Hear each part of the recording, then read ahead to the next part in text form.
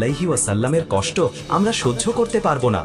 অতঃপর হরিণ ও তার সন্তানেরা মায়ার নবী হযরত মুহাম্মদ সাল্লাল্লাহু আলাইহি ওয়াসাল্লামের মায়ায় তার কাছে যাওয়ার জন্য রওনা দিল।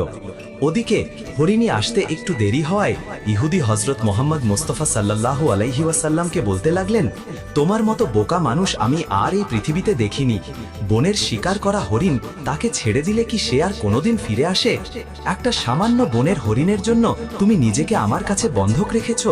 কেয়ামত পর্যন্ত এই হরিণ আর ফিরে আসবে না, আর কেয়ামত পর্যন্ত তুমি আমার কাছ থেকে ছাড়া পাবে না। তখন বিশ্বনবী হযরত মুহাম্মদ মুস্তাফা সাল্লাল্লাহু আলাইহি ওয়াসাল্লাম ইহুদির এই কথা শুনে বললেন, ওহে ইহুদি, তুমি একটু ধৈর্য ধারণ করো, হরিণ অবশ্যই আমার মায়ায় তোমার কাছে ফিরে আসবে। হযরত মুহাম্মদ মুস্তাফা সাল্লাল্লাহু আলাইহি ওয়াসাল্লামের কথা শুনে ইহুদি বলল, হে মুহাম্মদ, তোমার এই অলীক কল্পনা ছেড়ে দাও। আমি দৃঢ় বিশ্বাসের সাথে বলছি, কিয়ামতের আগ পর্যন্ত হরিণ আর ফিরে আসবে না।